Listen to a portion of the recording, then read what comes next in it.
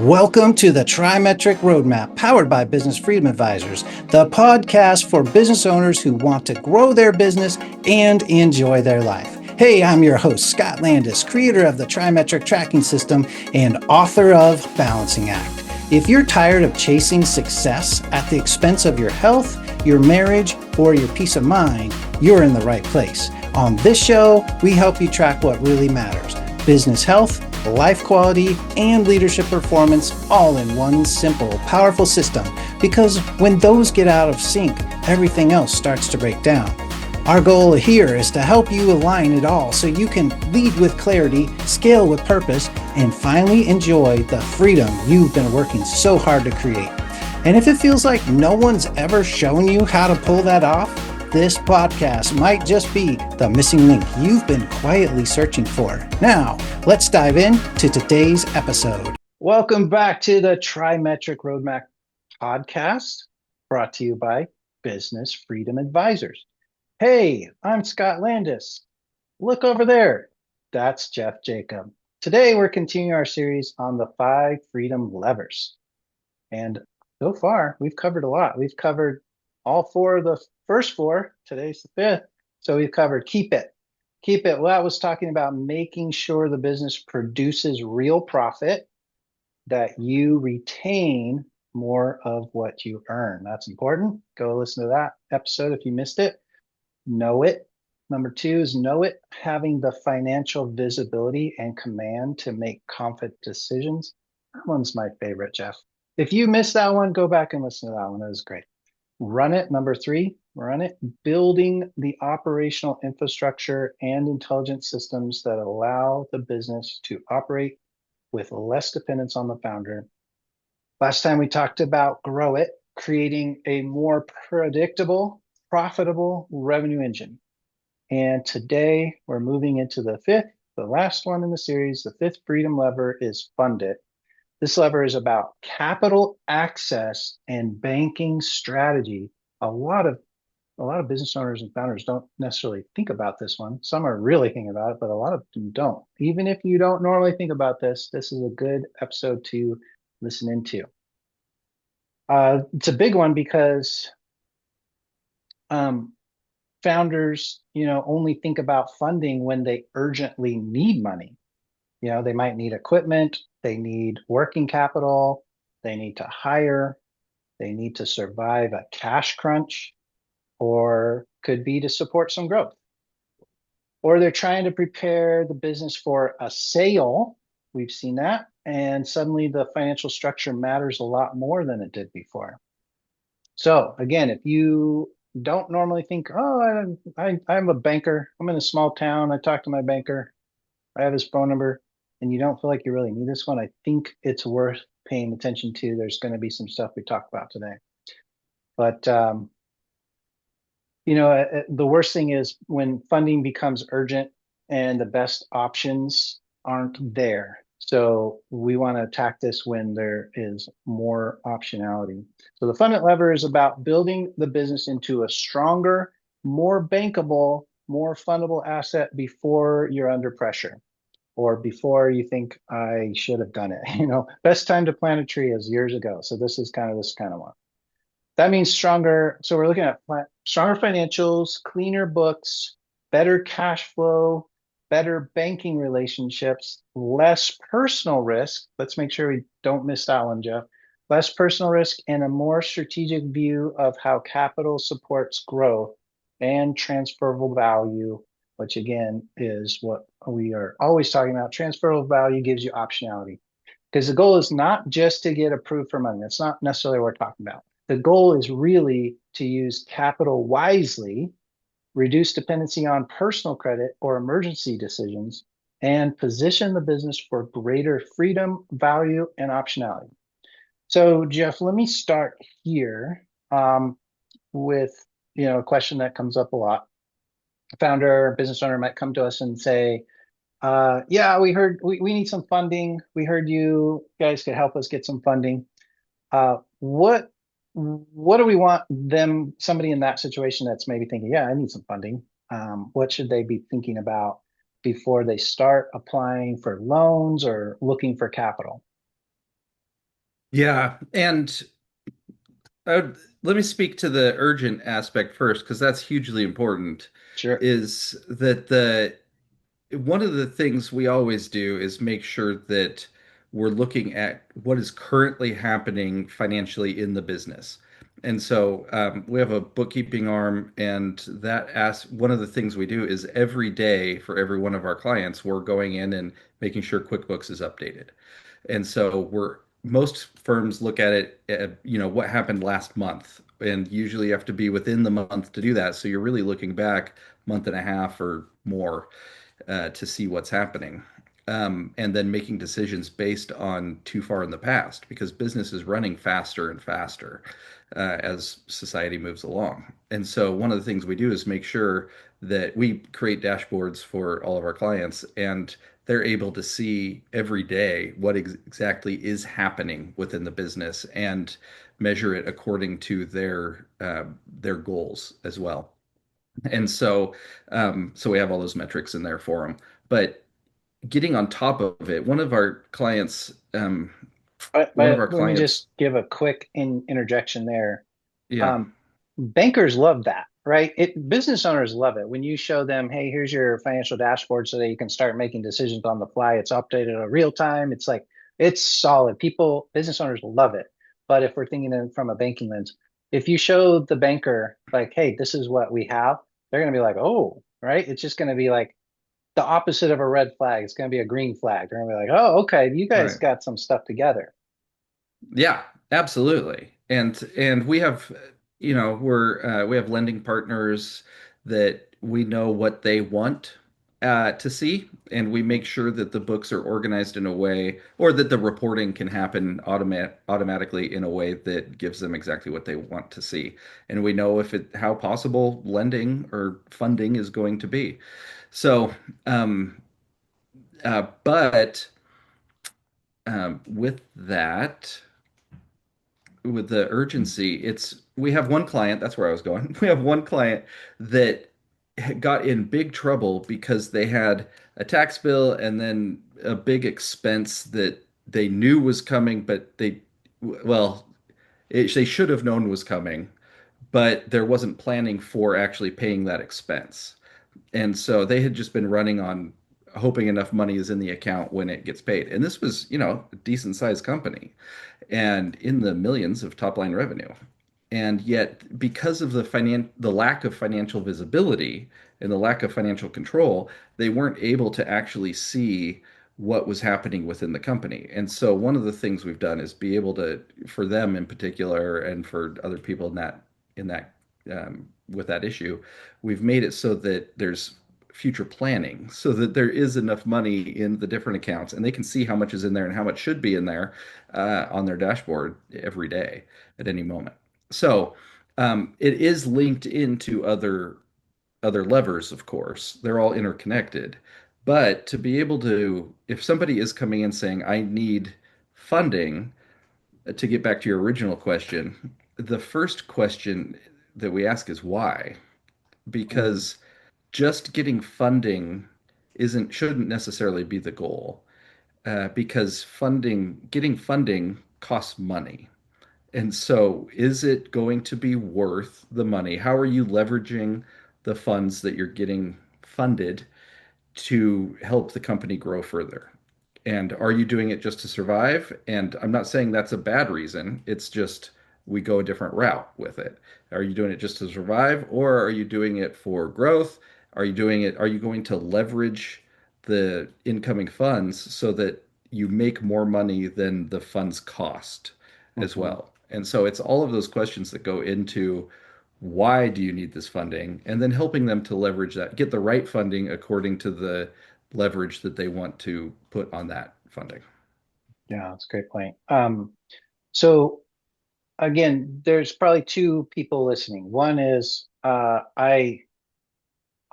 I'm listening to this because I really need to know I'm in a place where I'm in a cash crunch. I need funding. Or I need to buy this equipment. Um, how do I get funding? There's also a person saying, I don't care about this topic. I'm, you know, profitable. Cash is not a problem. Cash flow is not a problem. And to the second one, obviously we got the attention of the first one, but to the second one, I just want to encourage you continue to take this in. We run it up against that, not run up against. We encounter that all the time. That idea that why do I care about this lever? Why do I care about the banking and capital lever? Um, and and we'll cover some reasons, but one of the main ones, the through line through this lever is the best time to strengthen your funding positioning is before you need the money. You might look out in your backyard and say, I wish I had some shade. I wish I had a shade tree right now because it's really hot, record hot up here in Phoenix, right? Um, but you don't have that shade tree right now, and the wishing it right now, you wouldn't need to wish for that if you were being proactive and prepared. So don't just say I'm never going to want shade, right? Don't just say I'm never going to want a banking strategy. And again, it could just be whether you're a year or 5 or 10 years from exit strategy or thinking about that, it will benefit you. There is a ROI for this lever. So, did you want to say something else on that before I move to a different topic? Yeah, if you don't think you ever need funding, that's the time to be building certain things, implementing certain strategies. Yeah. Because the people that don't need funding usually also have vision. And you Mhm. don't want to assume that that vision isn't ever going to turn into something that's small enough for you to fund on your own. Mhm. There's ways to use other people's money, banks or whoever else's, to fund vision. And Mhm. to be able to have that happen in the best way, now is the time to prep for that. Mhm. Yeah, I just had this random thought. I have a lot of clients on my mind that we've been getting big numbers, sums of funding for them. But it could be, let me reposition my thinking to, it could be somebody who's starting the journey and they don't even have a line of credit yet. So, I mean, a line of credit, it sits there if you need it. You don't have to use it. It doesn't cost you to have it. I mean, there might be some small fees, but relatively low cost for some access to money. And the line of credit might be another thing to be thinking about. And Jeff, my question that just occurred to me is there any, like, if you don't have a line of credit, I really want you to go work on that after you implement some of the things we're talking about today.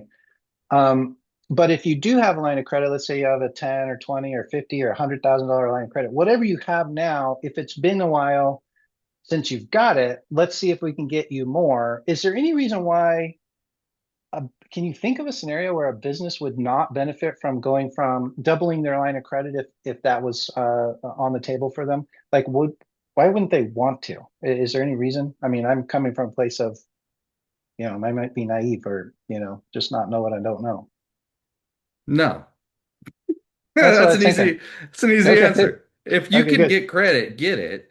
It's Mm-hmm. always better for you. The Mm-hmm. only reason is if you're trying to manage your credit score in a very intense way. But Mm-hmm. usually, if you have a line of credit, like we just did this for one client, they had a ten or $30,000 line of credit, and I just went into their system for them and said, "Hey, can you increase this?" And there was no credit check, there was nothing. They just looked at the bank balance. Mm-hmm. It was a certain program that we're using with them, and they just looked at the bank balance. And this line of credit goes on how much money do you have in the bank, and we'll give you a certain percentage of that. And Mm-hmm. so they had a 10 or 30, and I said, increase it. They said, how much do you want to have this increase to? I said 100,000, and they said, "Yep, it's approved," just instantly like that. Mm-hmm. And so now, because there was a change, they sold an asset, and so there's a lump sum in the account that's not going to stay there because Mm-hmm. it's earmarked for certain purposes. So now is the time to apply for that. Not really apply, but just ask for that, and they Mm-hmm. increased it from Yeah. 10 or 30 to 100,000 right there.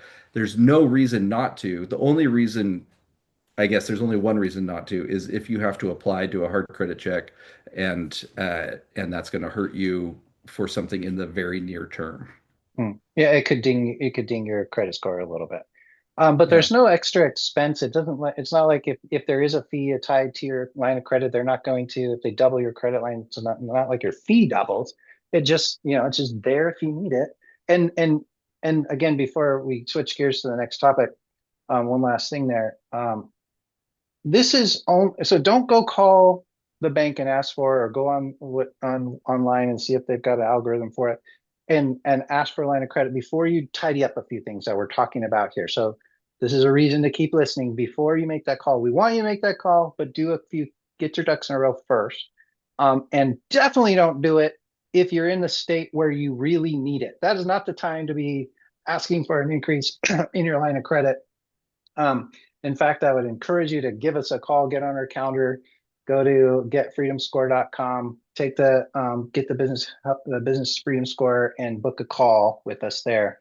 Let's get you some connections. Sometimes it's not, what it's who you know. We've got connections you don't have. Um, and certainly we can help you get your ducks in a row so that you don't. Because what I don't want you to do is listen to this episode and call your banker and be like, "Can I have a line of credit or can I increase my line of credit?" And you didn't do the homework, and they take a look, and the denial is worse. Like, don't get yourself into that situation.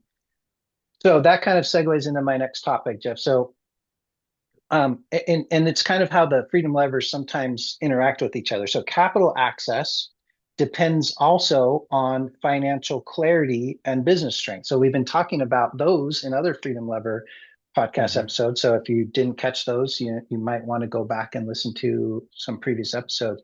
But it ties back to the know it and the run it levers. So, for example, lenders, banks, buyers, investors, they want to see clean books.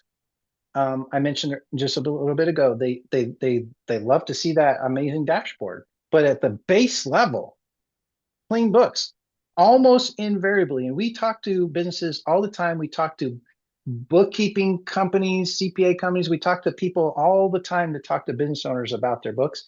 And we're always asking, "Do you ever see clean books?" None of us see clean books, even if there's a bookkeeper uh, that's in the mix. A lot of times these businesses don't have a bookkeeper, but even when they have it, the books are not to the standard that we know they should be to be leveraging this lever. Strong cash flow, clear margins, reliable systems. They look at that too. They look at the founder dependency. So if the business is messy or chaotic, funding gets really hard. It gets harder, more expensive, and more personally risky. So just speak to that, how these levers kind of interact. You might throw back some of the stuff that we talked about in previous episodes, but it applies here. Well, the biggest thing you're sparking in me right now is that not every bank, let's just talk bank lending for now, Mhm. in for this aspect, is Sure. not every bank is the same. And there's one of our favorite banking partners is a smaller, not regional, they're nationwide, but they're a smaller bank that has more flexibility. And we have connections to the person who runs the bank Mhm. and the person who runs the funding aspect of the bank. And so, therefore, we're able to work with them, talk with them to say, hey, what do you, and they have leverage with the, decision makers.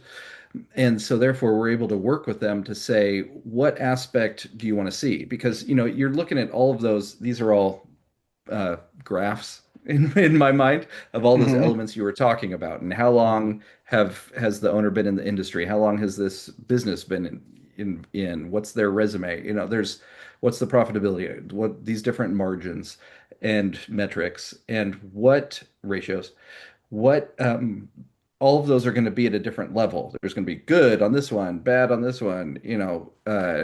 We have a few clients that are all the way good, but very rarely does that happen. There's always Mhm. something that's bad, but it ends up there's a formula that they use, but it ends up being kind of a judgment call with them too. Mhm. And so the relationships that we have are different. But with a larger bank, that that has to just have all those systems in place that they've implemented for scaling and all that, they just go by those numbers. So that some of the smaller regional banks have more flexibility, especially if you can have a relationship with them. Mhm. And so there are aspects of helpfulness in there. Does that Mhm. answer your question? Yeah, I'm a big fan of um, the concept of. I mean, you've heard of centralized banking. Most people have heard of centralized banking. We've got a centralized banking system in the world today. The Fed chairman's part of that. We're always, in the news, you're always hearing about it. Most of the banks, any bank that's FDIC insured, is part of that central banking system. What Jeff's talking about is decentralized banking, and ever since I learned about decentralized banking and getting I don't want to get off on a tangent, but more local is better than more global in a lot of cases. Um, I didn't always think that way, but as the world's gotten more crazy, it's good to have good neighbors, right? You don't necessarily uh, know the government has so much control over us. So to get closer knit relationships in, say, a post-COVID era, this is where like the light bulbs went on for me. We need to have those closer connected relationships. So decentralized banks. Look for banks that are decentralized. Look for banks that are community banks. Look for banks that are maybe smaller. They can make more agile decisions. You and I, Jeff, were just talking about the difference between being a cruise ship and a speedboat. Those both are great. They both have good usefulness, but we're all speedboats, everybody. If you're listening, you're a speedboat. You're not a cruise ship, so we don't necessarily want to act like a cruise ship, and we want to interact with other speedboats. Smaller banks are closer to our level than, say, the big national banks. And those have advantages. I have checking account at a big national bank, but when it comes to business banking, I'm looking for those closer relationships. I'm always looking for referrals. Again, sometimes it's not what you know, it's who you know. And that's been the thing. As I've flued into this again post COVID, I've been actively searching for good smaller business bankers, and they're not so. It's not like it's a little harder to find. But yeah, Yeah. did you have any thoughts on that? Yeah, I have a couple thoughts. One is that we were talking to a wise man this last week who was talking about that exact thing, which sparked that conversation Scott and I had with the speedboat cruise ship. And there are benefits to a cruise ship that can get you to places that you can't get with a speedboat. Right, That can hold more people. There are some benefits to that, to go with that metaphor. But we're not, but that's at a certain level of business that we're not talking about right now with the small to medium sized business. right, We're talking small to medium sized business benefits more from the agility, the speed, the flexibility, benefits more from that. And so, but there are benefits to the big banks, hmm, but it has to be for the right circumstance. sure, And you were talking of, oh, and not acting like most people, what the mentor said was most people want to act like they're bigger than they are. And mm-hmm. in doing that, um, you tend to ignore the benefits of being who you are, of the smallness or medium Right, sizedness of who you are. And right. Like a so, speedboat can run around a cruise ship, can run yeah, circles around a cruise ship, and a cruise ship can try to turn 90 degrees, and that takes however long that takes. A speedboat's like, well, I'm 90 degrees turn. Oh, I'm doing yeah, 360s. right. If you taking the boats are not the banks anymore. Now there are businesses. Yeah. And if your business is a speedboat or small to medium sized, act like it and play to your strengths with it. Yes. Make Mm-hmm. those turns. Put people on the skis in the back, whatever it Mm-hmm. takes. Have You fun know, with it. yeah, but leverage the benefits of being a speedboat. Yeah. And there's a lot of strength in that. You Yeah. started talking about clean books, and we can go back to that if you want. I'm shocked you're teeing me up to geek out about clean books because I can go off Yeah. about that. But do you want to go back to that or you want to go on to something Yeah, else? yeah, that's where I'm headed. But one more thing about just to kind of close the loop on.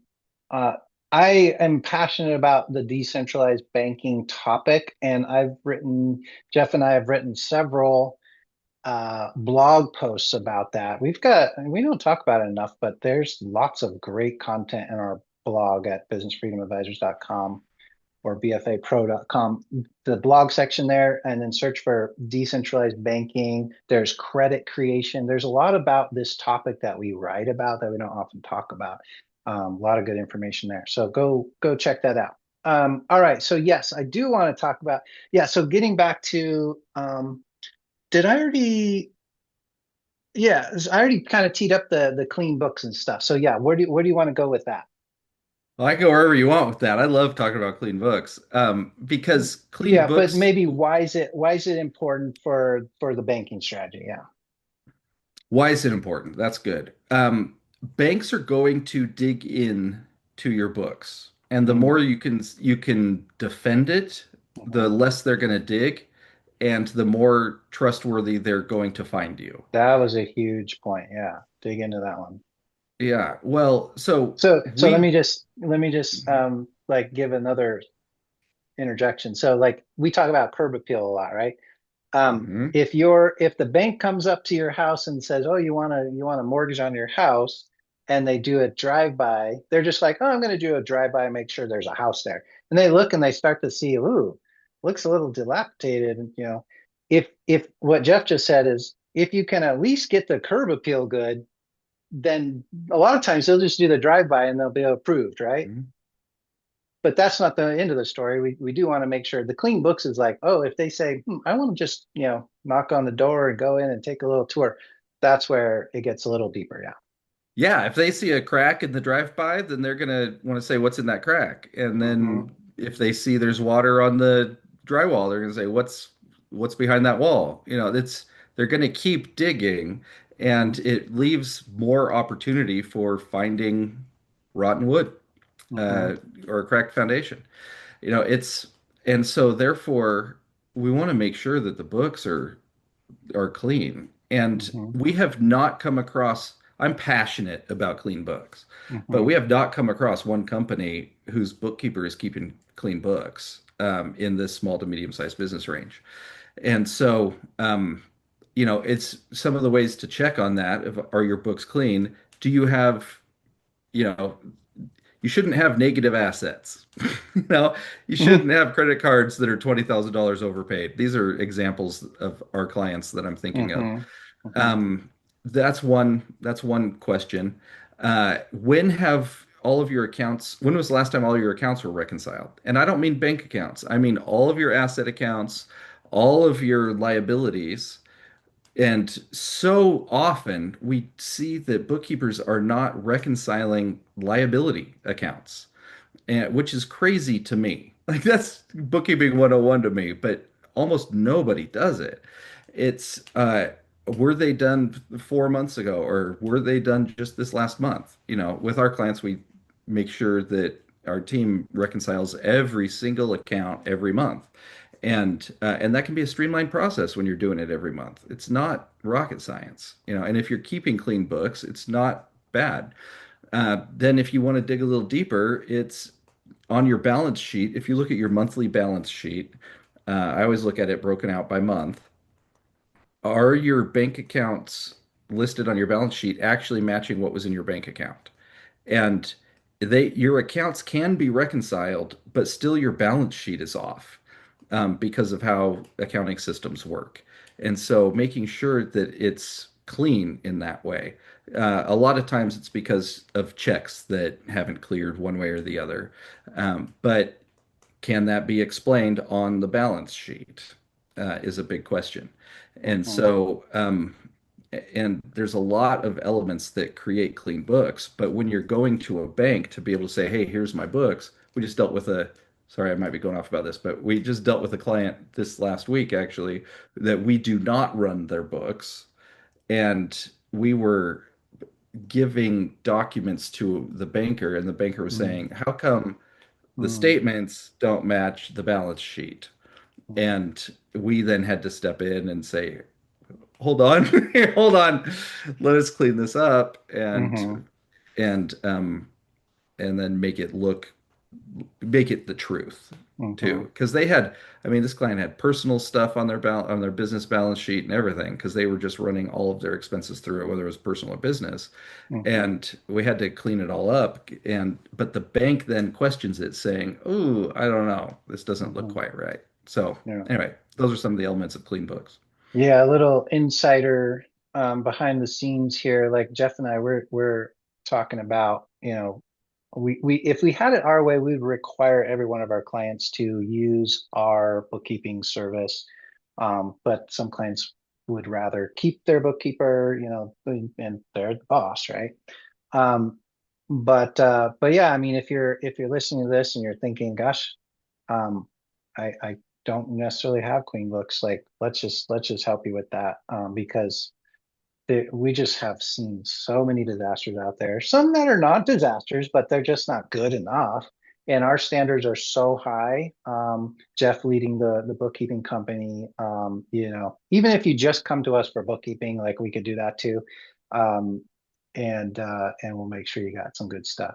I mean, and clean books, clean books aren't just an accounting issue.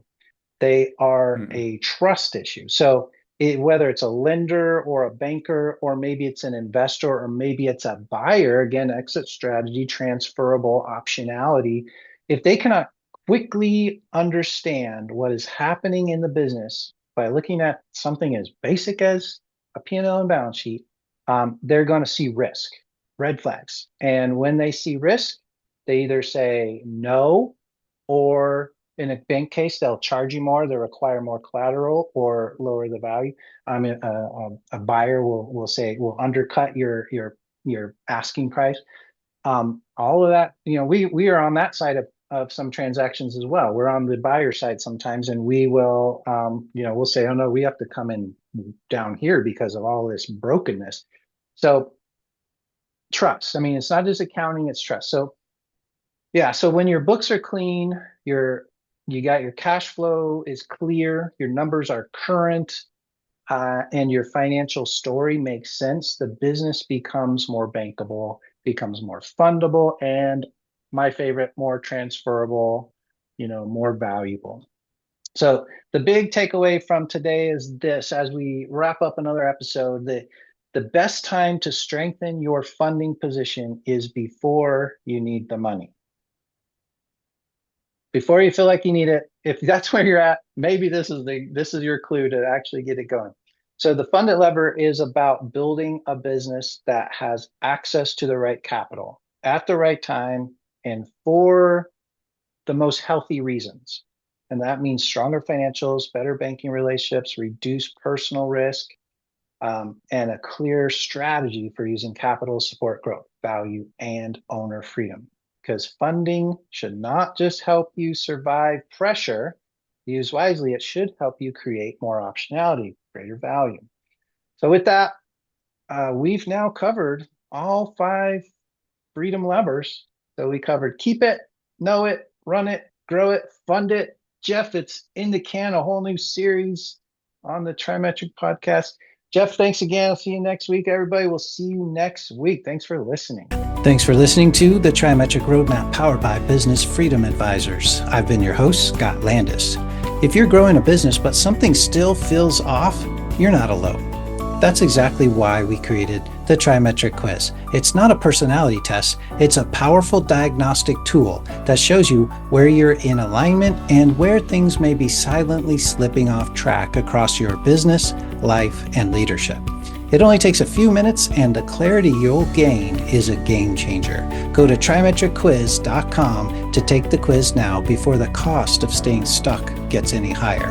Until next time, stay focused, stay aligned, and keep building a business that truly supports your life.